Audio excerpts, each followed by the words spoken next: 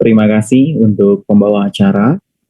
Kepada sahabat-sahabat sekalian, marilah sejenak kita awali perbincangan hari ini dengan bersikap anjali.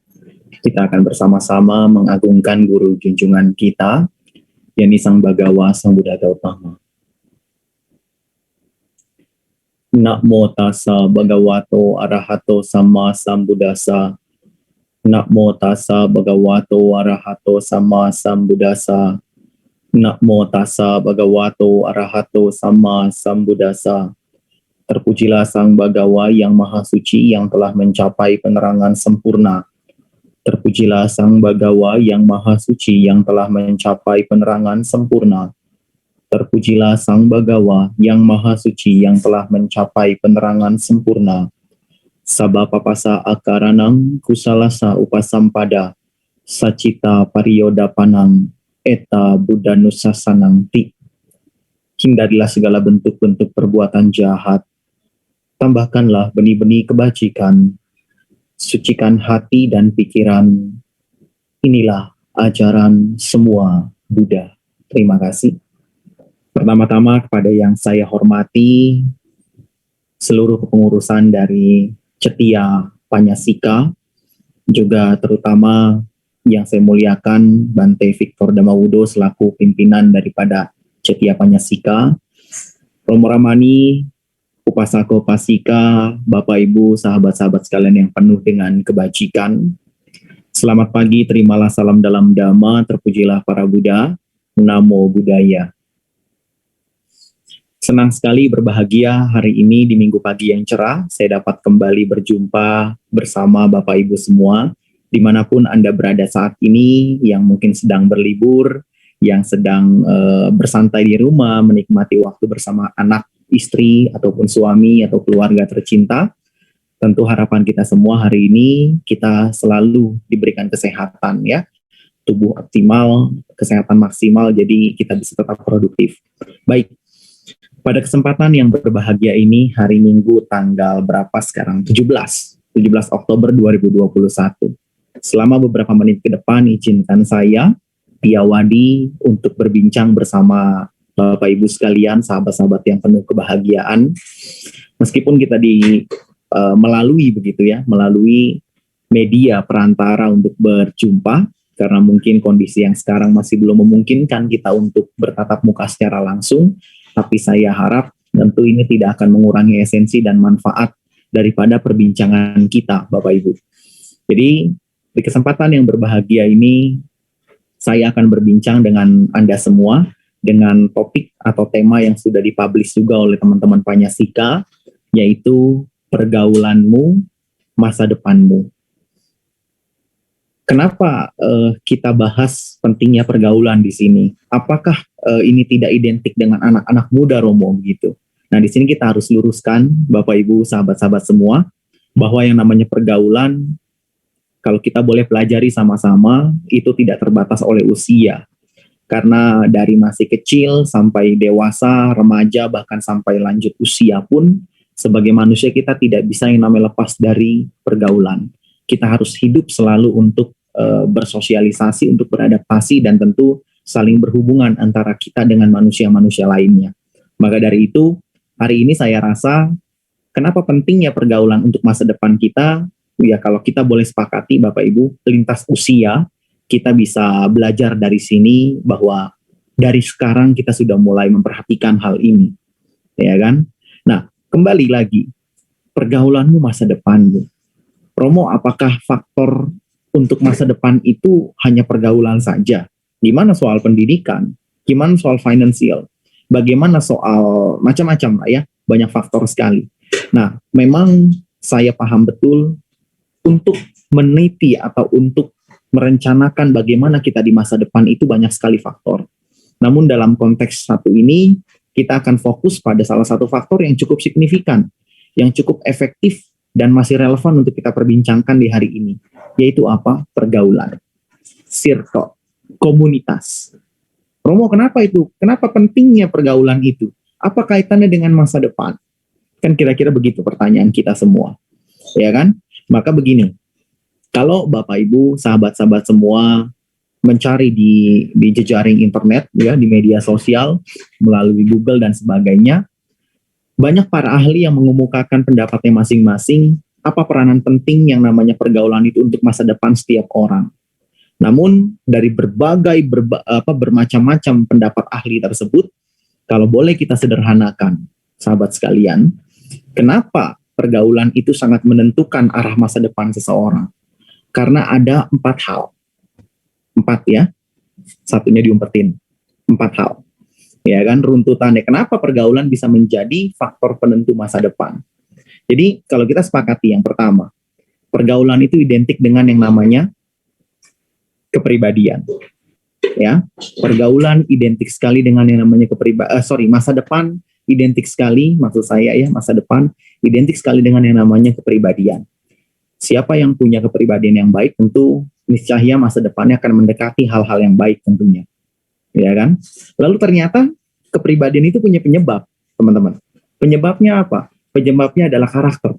Yang ketiga, ya, karakter. Kalau dari sini yang kedua, ya kan, kalau dari sini yang ketiga. Jadi setelah kepribadian sebelumnya ada penyebab, yaitu karakter. Nah, karakter ternyata juga dibentuk dari satu hal. Apa itu? Kebiasaan. Habit. Nih, di sini habit. Nah, habit itu ternyata tercipta dari mana? Dari apa? Pergaulan. Dari lingkungan. Dari komunitas. Dari circle. Jadi kalau kita runtutkan, pergaulan akan membentuk yang namanya sebuah habit atau kebiasaan.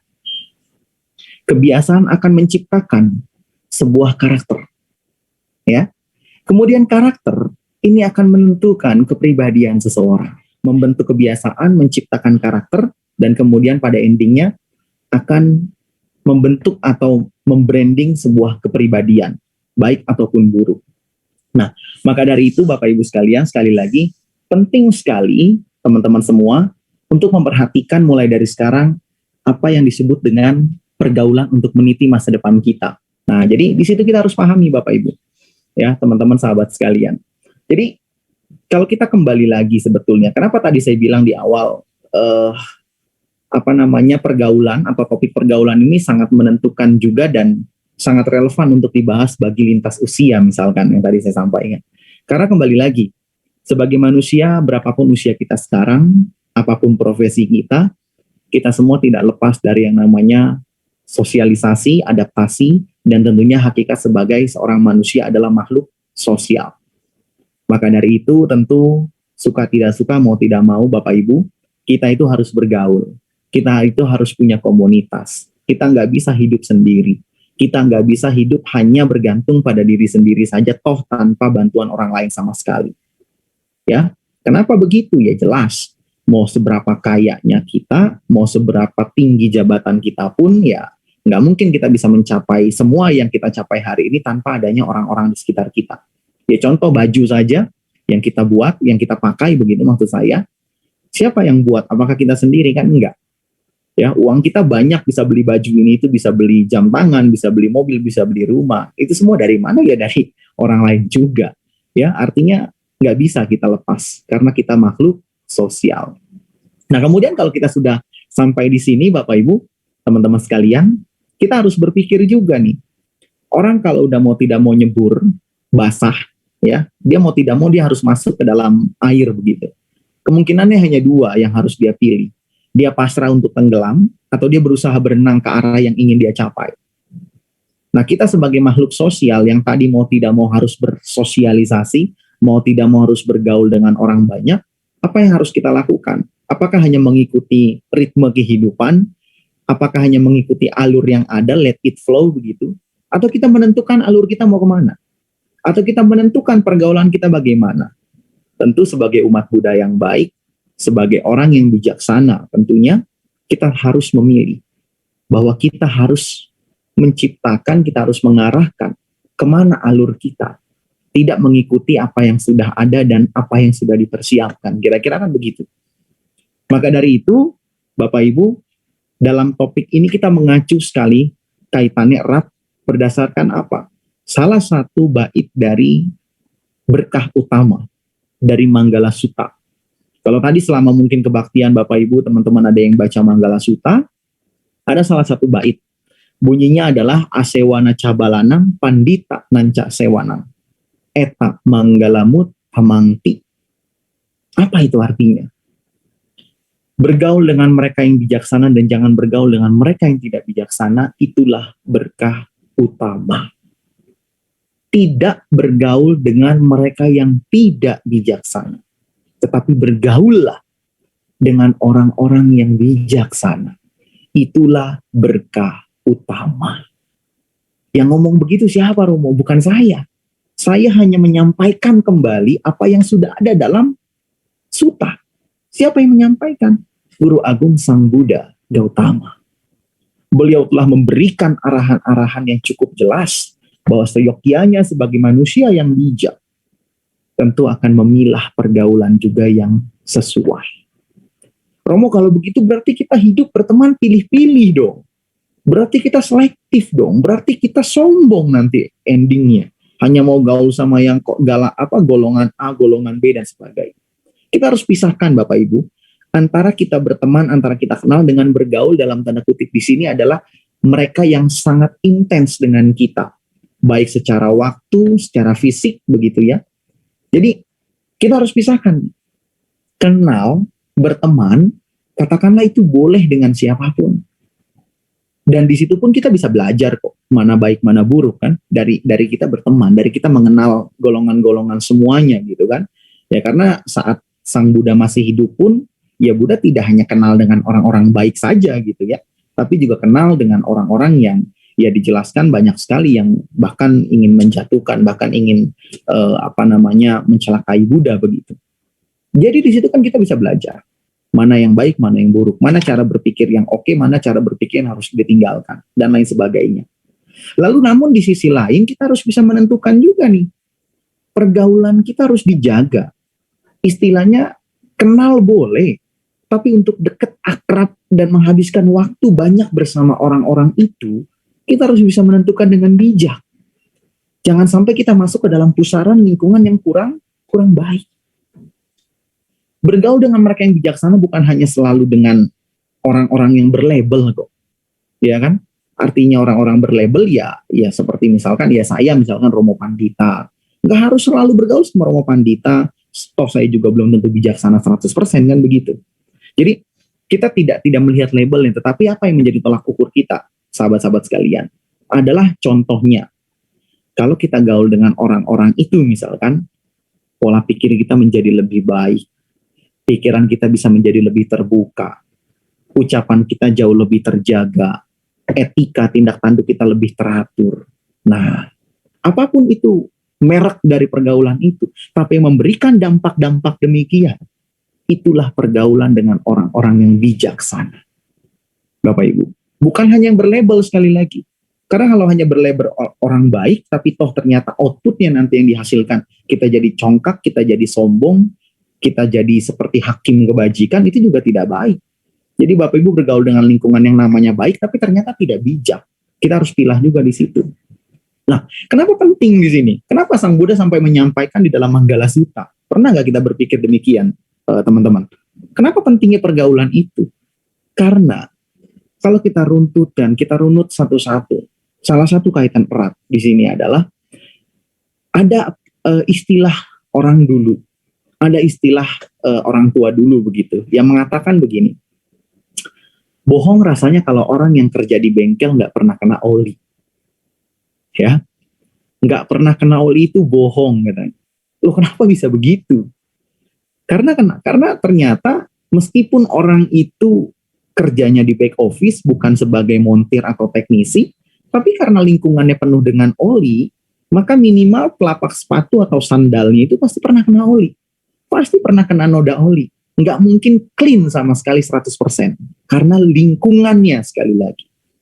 Ya, sama dengan pergaulan kita. Kalau circle dan komunitas kita baik, ya kan, isinya misalkan ya katakanlah lingkungannya penuh dengan cat yang warna merah, di mana-mana ada cat berantakan warna merah, ya kita keluar pasti sedikit banyak kita bawa noda merah itu. Entah itu baik atau entah itu buruk. Ya kan? Nah, jadi di sini kan kita bisa analogikan sederhana, kita bisa tembus dengan logika yang cukup cukup baik lah begitu ya, bahwa pergaulan komunitas dan circle yang baik akan membawa dampak baik buat kita. Ingat sekali lagi, bukan sebagai orang yang pemilih sombong hanya untuk bergaul dengan golongan-golongan tertentu. Sekali lagi, kita boleh berteman, kita boleh kenal dari kalangan yang paling baik, bahkan yang paling buruk, yaitu untuk pembelajaran buat kita, sekedar kenal, say hi, ya, kita ketemu ya kita tetap menyapa, kita tetap ngobrol dengan baik, namun untuk memberikan intensitas yang lebih, atau dalam tanda kutip itu dekat, bersahabat, hopeng begitu ya. Di sini kita harus selektif. Harus selektif. Suka tidak suka ini akan membawa dampak buat kita, teman-teman. Mudah-mudahan kita bisa pahami itu. Oke, nah itu sekilas dari acuan utama kita tentang Manggala Sutta. Lalu kemudian kita bisa belajar juga dari salah satu pepatah Tiongkok, Bapak Ibu teman-teman. Pepatah Tiongkok kuno menyatakan seperti ini kurang lebih. Bird of the same feather flock together. Artinya apa tuh? Saya sengaja tidak menyampaikan bahasa Mandarin ya begitu Bapak Ibu ya, karena saya juga nggak paham bahasa Mandarinnya itu apa, tapi setelah diterjemahkan, ya kan, artinya yang cukup terkenal adalah bird of the same feather flock together, yang berarti bahwa burung dengan jenis-jenis yang sama akan hinggap di dahan yang sama, akan hinggap di tempat yang sama, di titik yang sama, di spot yang sama, dengan kelompok yang sama, sekali lagi. Dengan kelompok yang relevan, yang cocok. Maksudnya bagaimana? Bapak Ibu teman-teman pernah lihat nggak sih? Burung gereja akan terbang bersama kawanan burung-burung gereja. Karena dia cocoknya di situ. Ya, nggak mungkin dia nyelip tiba-tiba muncul di kalangan burung-burung perkutut misalkan. Nggak bisa. Nggak cocok. Beda gitu ya. Meskipun sama-sama burung loh, berbeda. Nggak akan bisa begitu. Lalu misalkan burung beo yang biasanya bisa nyanyi dan sebagainya, disatuin sama burung lovebird begitu, burung cinta misalkan. Ini kan beda siulannya juga, nggak cocok, nggak satu frekuensi. Akhirnya ya mereka nggak akan pernah bisa bareng kan. Maka kalau kita bisa lihat, hampir semua jenis burung, bahkan bisa dibilang semua jenis burung begitu ya, mereka hanya akan bersama dengan burung-burung dengan jenis yang sama. Hinggapnya di mana, isinya apa, pasti dia. Ya, burung perkutut hinggap di satu pohon ya dengan burung perkutut lain, kawanannya, burung raja wali, burung kutilang, apapun itu. Atau kalau Bapak Ibu pernah main ke taman safari, atau ke kebun binatang lah begitu bahasanya, pernah nggak kita bisa lihat ayam disatuin kandangnya sama macan misalkan gitu ya. Kalau itu bukan dikandangin namanya Bapak Ibu, itu dikasih makan itu macan. Karena nggak cocok. Ayam nggak mungkin satu kandang sama macan, nggak cocok. Nggak ketemu itu frekuensinya. Nah, artinya dari pepatah ini, bird of the same feather flock together, kita bisa belajar beberapa hal. Yang pertama adalah bahwa diri kita, lingkungan dan komunitas kita akan menentukan sekali masa depan kita. Apa kaitannya? Kenapa dari tadi saya bilang cocok. Kenapa burung dengan ini nggak cocok, kemudian ayam dengan buaya atau dengan macan nggak cocok? Karena begini Bapak Ibu, kenapa kita dan komunitas itu menentukan masa depan? Sekarang begini, kita coba refleksi diri, kita coba evaluasi, kita lihat ke dalam diri. Banyak dari kita yang bercita-cita dan berkeinginan untuk menjadi orang sukses di masa mendatang. Tapi kita bisa lihat, apakah pergaulan dan komunitas kita saat ini udah cocok atau belum untuk mendukung ke arah sana. Banyak dari kita yang mau misalkan menjadi seorang komedian, tapi ternyata komunitas dan pergaulan kita dengan orang-orang yang pendiam. Banyak kita yang bercita-cita jadi A, jadi B, jadi C, tapi ternyata kita bersama dengan orang-orang yang tidak cocok. Komunitas yang tidak sefrekuensi, circle yang tidak mendukung. Coba bayangkan, Bapak Ibu. Nah, disinilah banyak poin-poin kegagalan yang tanpa kita sadari, ternyata berasal dari circle, dari komunitas. Karena tadi, circle, komunitas, pergaulan, apapun itu sebutannya akan membentuk pola pikir kita. Akan membentuk kebiasaan kita. Kita gaul dengan orang-orang malas, kita akan kebawa rasa malas itu. Tapi kalau kita gaul dengan orang-orang yang rajin, yang orang-orang yang pandai untuk mencari peluang, nah ini cocok buat kita yang katakanlah punya angan-angan untuk menjadi seorang pengusaha. Bukan dengan orang-orang yang ya hanya menunggu nasib, yang hanya menunggu arah hidup kemana, yang diminta kerja juga nggak mau, kan begitu kira-kira. Jadi kita, komunitas dan pergaulan kita menentukan bagaimana masa depan kita. Nah ini poin pertama. Lalu yang kedua dari pepatah yang sama kita bisa belajar apa? Bahwa kita bisa berubah dan kita tidak seperti burung. Kenapa tidak seperti burung? Kalau tadi pepatahnya mengatakan burung dengan jenis yang sama akan hinggap di dahan yang sama, artinya suka tidak suka, ya, or like or dislike, dia nggak akan bisa pilah bahwa dia harus lahir jadi burung kakak tua untuk gabung dengan burung kakak tua. Kalau dia sudah jadi burung gereja, ya sudah, mau tidak mau dia di situ. Nggak mungkin misalkan dia merasa burung gereja ini nggak cocok sama dia, tapi karena dirinya adalah seekor burung gereja, alhasil yang dilakukan apa? Dia minggat misalkan ke komunitas burung-burung perkutut atau ke komunitas lovebird begitu ya misalkan. Nggak bisa. Burung tidak bisa milih begitu. Dia mau tidak mau, dia udah cocoknya sama komunitas itu, ya itu. Mau dia suka tidak suka di dalam, dia senang tidak senang, ya mau tidak mau dia tetap di situ. Nah bedanya kita dengan burung itu apa? Kita itu bisa menarik diri.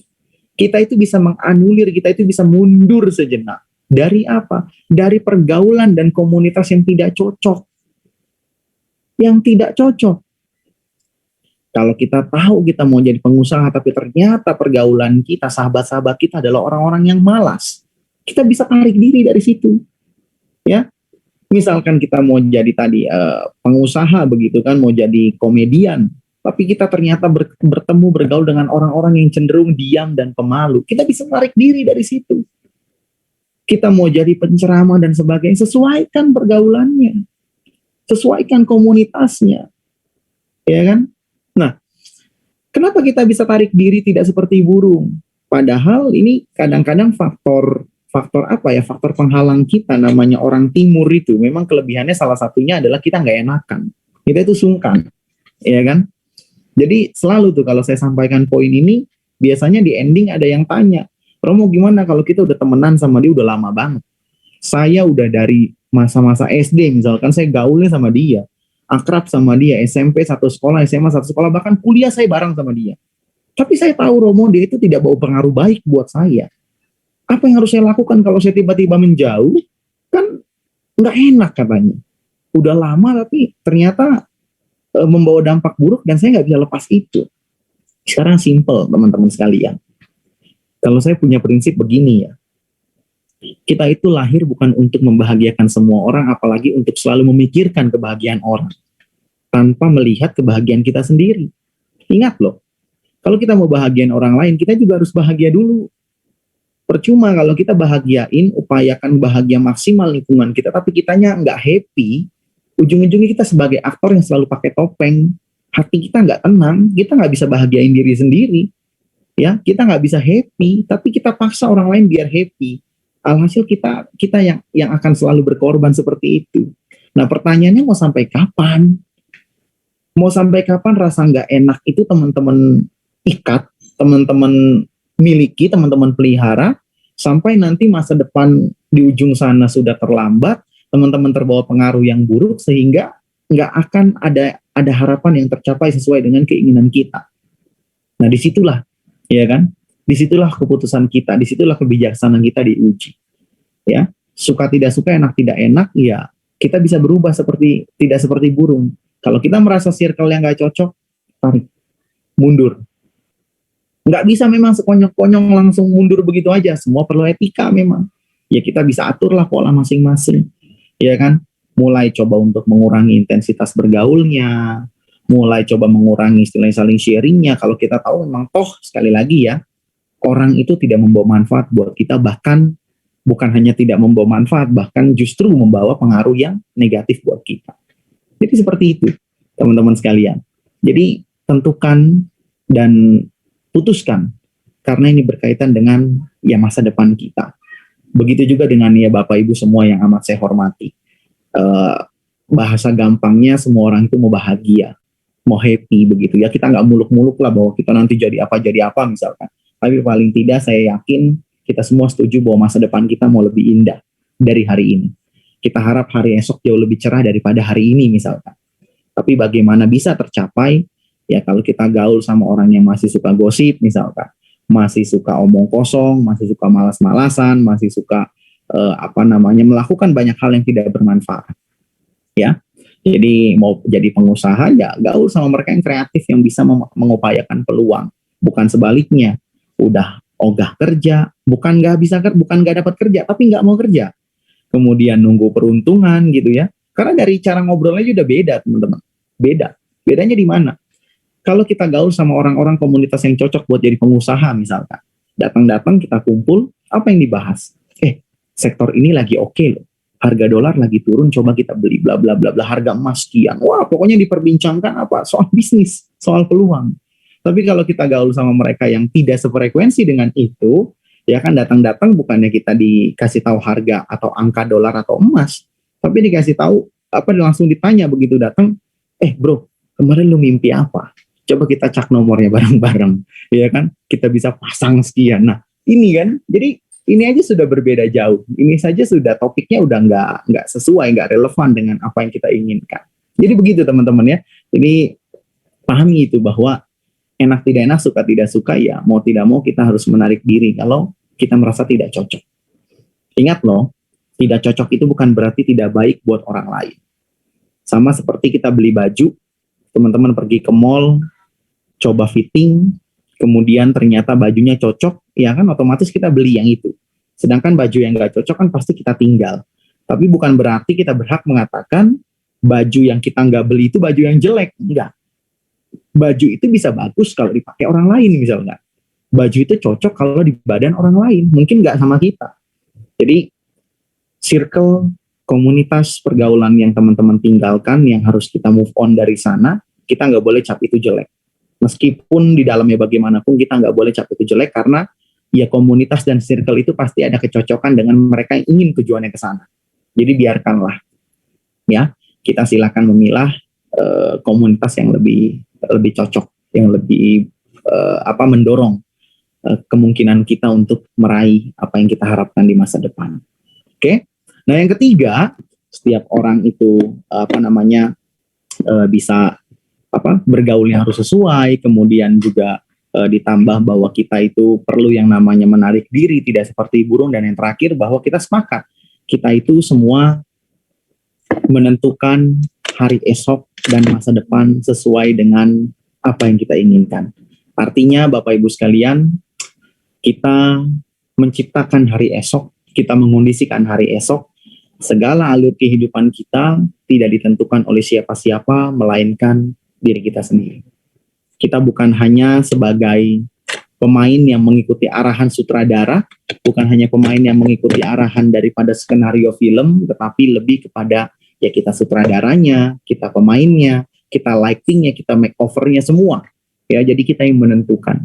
Itulah salah satu keunikan dari ajaran Buddha. Kita penentu apa yang nanti akan kita peroleh. Kira-kira begitu. Oke, nah sampai di sini Bapak Ibu sekalian, setelah tadi kita bahas Manggala Sutta, kemudian kita juga sudah bicara soal pepatah Tiongkok, ya kan, bird of the same feather flock together.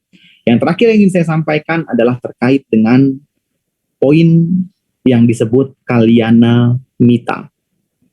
Jadi 2500 tahun yang lalu, selain daripada Buddha pernah membabarkan Manggala Sutta yang berkaitan dengan pergaulan, ternyata Guru Agung kita pun mendetailkan atau mendeskripsikan lebih dalam apa sih Kalyana Mita itu, apa sih sahabat yang baik itu, ya, orang-orang yang punya 4 ciri, ya, ciri khas yang bisa menjadi pendamping yang baik buat kita sebagai sahabat atau sebagai pergaulan begitu misalkan. Jadi ada 4 poin yang namanya Kalyana Mita atau sahabat-sahabat yang baik dan pantas untuk mendorong keberhasilan dan kebahagiaan setiap orang. Yang pertama di sini Bapak Ibu, teman-teman sekalian, adalah mereka yang disebut sahabat penolong. Sahabat penolong di sini bukan berarti semua orang itu kita bisa jadikan seperti malaikat penolong kita. Menjadi guardian angel itu nggak selalu seperti itu. Nggak harus semua masalah misalkan clear sama dia. Nggak semua beban hidup kita lempar ke dia dan kemudian berhasil. Nggak gitu juga. Jadi sahabat penolong itu bagaimana?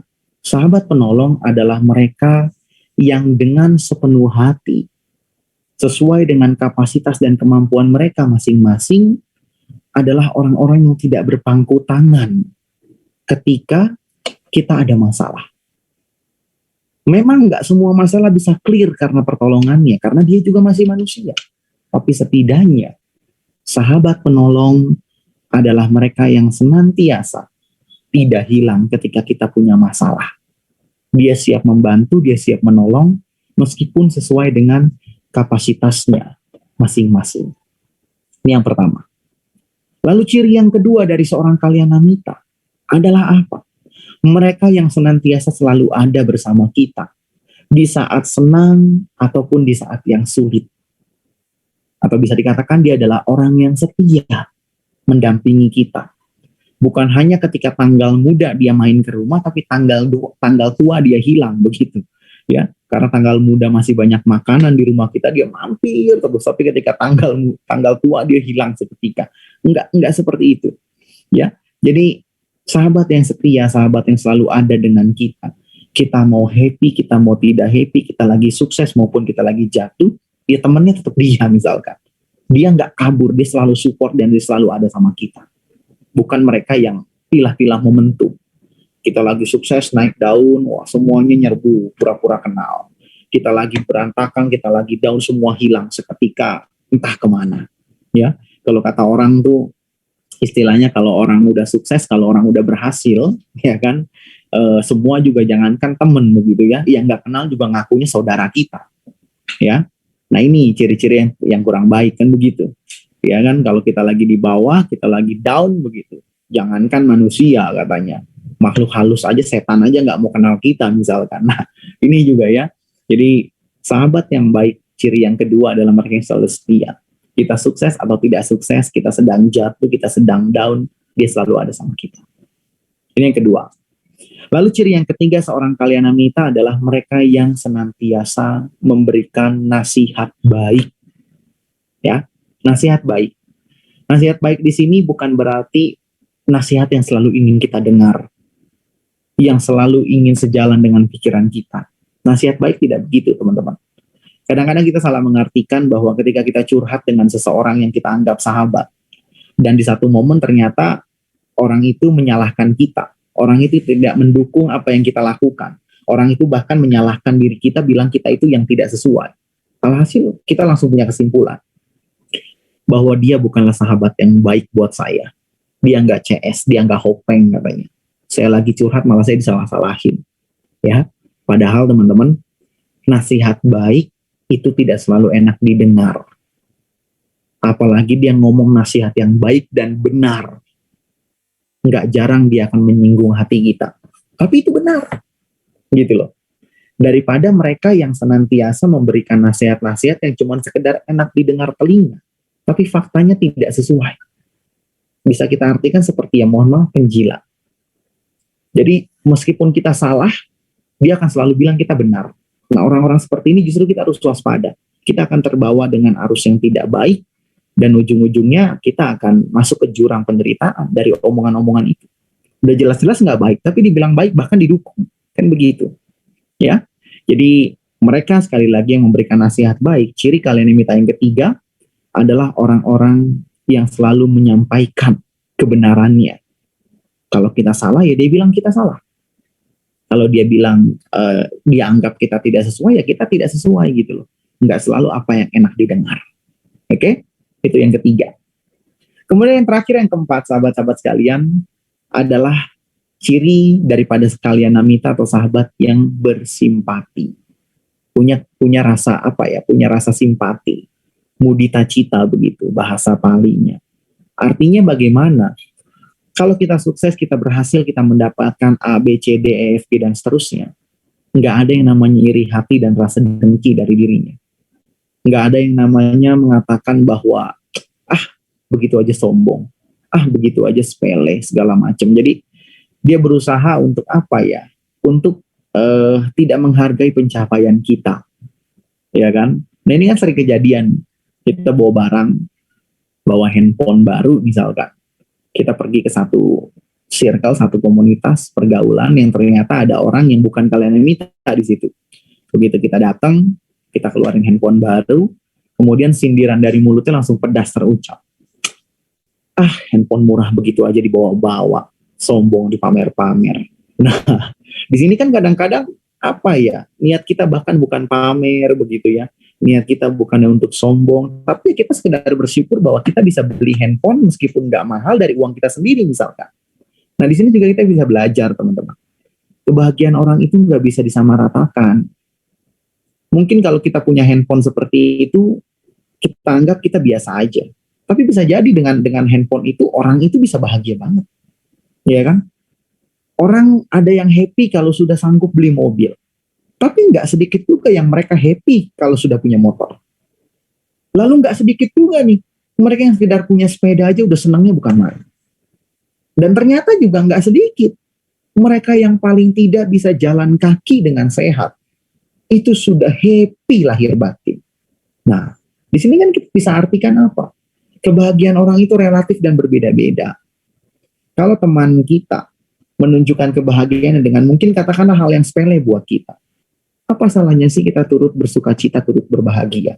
Meskipun sekali lagi kita tahu kebahagiaan itu mungkin tidak sebanding dengan apa yang kita harapkan membuat kita bahagia gitu kan. Tapi kan itu bahagia buat dia. Nah ini adalah ciri sahabat yang bersimpati. Sekecil apapun pencapaian dan kebahagiaan dari sahabatnya, dari partnernya, orang ini tidak akan mencela. Justru sebaliknya, pujian yang baiklah yang akan disampaikan. Rasa turut berbahagialah yang akan ditunjukkan. Bukan hanya dari luar, tapi dari lubuk hati yang terdalam.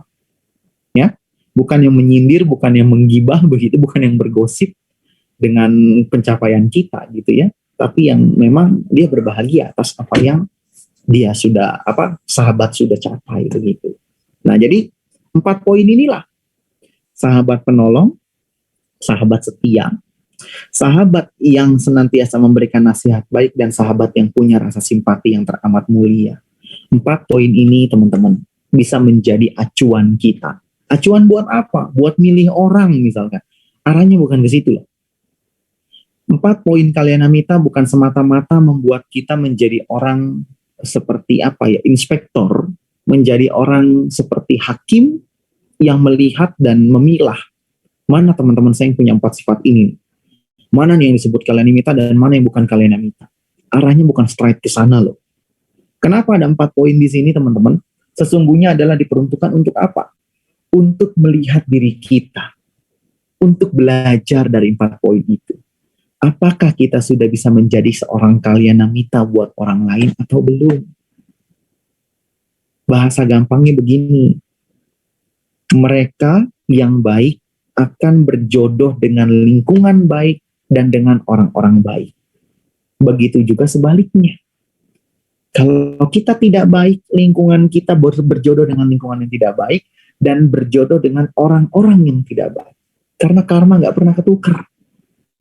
Sebelum kita menginginkan pergaulan, sebelum kita mendambakan komunitas yang baik, jadikanlah diri kita itu baik buat orang lain. Sebelum kita memimpikan seorang sahabat sejati Kalyanamita buat hidup kita, jadikanlah diri kita sebagai sahabat sejati dan Kalyanamita buat orang lain. Karena dengan seperti itu apa? Tadi, karma itu nggak ketukar. Kalau kita dengan kondisi seperti itu, senantiasa teman-teman niscaya, langkah kita ke depan, kita akan bergaul dengan bertemu dengan orang-orang yang satu komunitas, yang satu circle dan satu frekuensi, dengan lingkungan yang baik, bukan lingkungan yang tidak baik. Jadi kalau kita mau maksain gimana pun, kalau diri kita belum pantas, kita boleh lihat pergaulan si A itu bagus, orang-orangnya semua Kalyanamita misalkan, tapi kita belum memantaskan diri, percuma. Kita mau maksain gaul sama mereka pun kita mental. Ibarat kita itu minyak, mereka itu air, atau sebaliknya. Nggak akan pernah bisa nyatu. Ya sekarang logikanya begini, kita gaul sama orang-orang yang aktif kebaktian, aktif kewihara, tapi kita sendiri masih malas nih. Cuman karena kita paham bahwa gaul dengan orang-orang baik itu punya manfaat, akhirnya kita paksain sebelum kita mantas sendiri. Ujung-ujungnya apa teman-teman? Begitu kita gaul sama mereka rutin kewihara, kita mau tidak mau ikut, hati kita nggak tenang, hati kita tuh nggak suka, bosen, pegel baca parita, males meditasi, nggak mau itu dengar ceramah. Endingnya pelan-pelan kita juga mental sendiri. Seleksi alam, kan begitu bahasanya ya. Nah, jadi inilah 4 poin sekali lagi untuk kalian Anita, bukan semata-mata untuk menjadikan kita sebagai pemilih, sebagai selektor dalam hal pergaulan, tetapi memantaskan bagaimana kita bisa menjadi seorang kalian Anita buat orang banyak. Oke, saya rasa itulah yang mungkin bisa saya sampaikan pada pertemuan pagi hari ini terkait dengan Manggala Sutta, kemudian pepatah Tiongkok Bird of the Same Feather Flock Together, sampai pada kalian Anita. Mudah-mudahan Bapak Ibu, sahabat-sahabat sekalian yang amat saya hormati, di minggu pagi hari ini perbincangan singkat kita dapat memberikan manfaat, memberikan tambahan wawasan dan kebijaksanaan kita, tentunya terkait bagaimana kita mengondisikan masa depan dengan salah satu faktor utama adalah menentukan komunitas, circle, dan pergaulan kita yang relevan, yang cocok. Begitu ya. Jadi mulai disetarakan, mulai diarahkan, mulai diselaraskan dari sekarang. Kembali lagi, kita tidak seperti burung. Kalau teman-teman merasa komunitasnya nggak cocok, cepat atau lambat, tinggalkan. Bergaul dan leburlah dengan orang-orang yang memang relevan dengan apa yang kita harapkan di masa depan. Oke, itulah sekali lagi yang dapat saya sampaikan. Saya ucapkan terima kasih banyak atas kesempatan, perhatian, dan waktu yang telah Anda semua berikan. Dimanapun Anda berada, semoga hari ini menyenangkan, hari esok jauh lebih cerah, dan masa depan kita penuh dengan kebahagiaan. Dari Ibu Fungli. Oh boleh, baik. Ya, Namaste Romo, izin bertanya, bagaimana bila kita solusi secara bijak untuk kebaikan? Bila kita mengetahui anak, saudara, atau teman kita bergaul dengan orang yang komunitas kita merasa kurang baik, bila mereka yakin tidak akan terpengaruh. Anumodana Romo. Oke, baik. Terima kasih Bu Fungli yang sudah menyampaikan pertanyaan.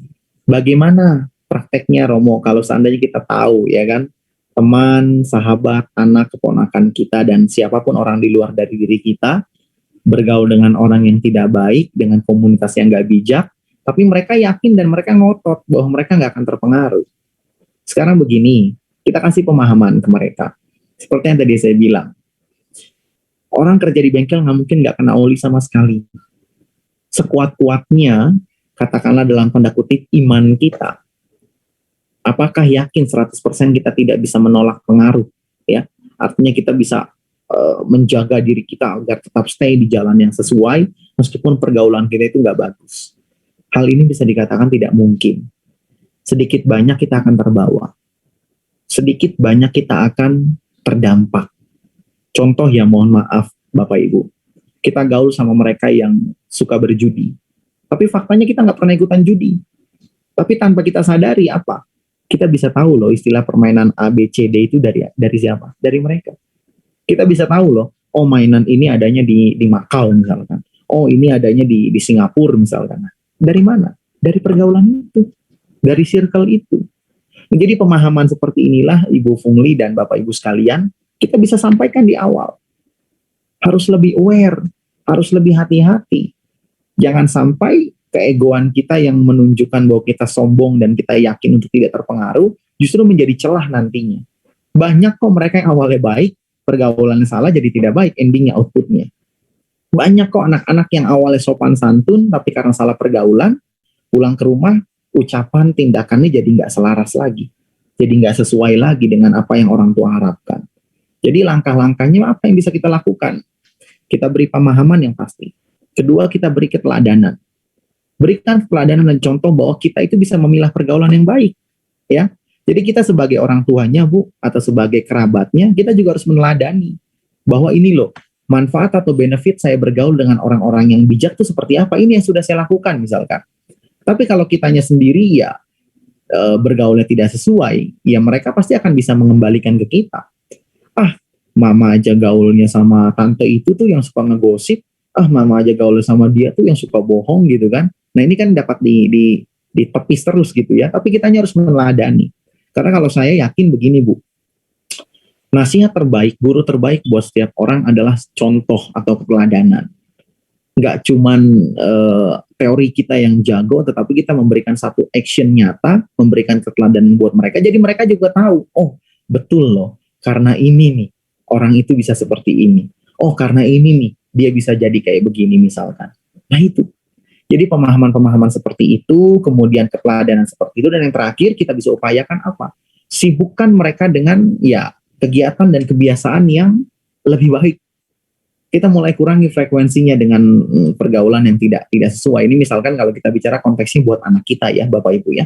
Jadi kita mungkin bisa mulai rutinitaskan, ajak mereka ke dalam kebiasaan yang memang produktif dan bermanfaat. Jangan sampai ya dia mengeksplor dirinya sendiri, dia mengeksplor waktunya secara berlebihan dengan orang-orang yang kita anggap, dan kita bisa buktikan tentunya bukan sekedar kita anggap ya, kita bisa buktikan bahwa mereka tidak punya manfaat buat sahabat atau anak kita itu. Jadi saya rasa demikian langkah-langkahnya Bu Fungli dan Bapak Ibu sekalian. Yang pertama sekali memberikan pemahaman, kedua kita berikan keteladanan, dan yang ketiga mulai kita biasakan tarik pelan-pelan, perlahan-lahan ke dalam lingkup kebiasaan-kebiasaan yang lebih baik. Jadi mudah-mudahan seiring berjalannya waktu, cepat atau lambat mereka akan tersadarkan, mereka akan memahami bahwa lingkungan yang selama ini mereka gauli itu tidak cocok, tidak sesuai. Ya, saya rasa seperti itu. Terima kasih.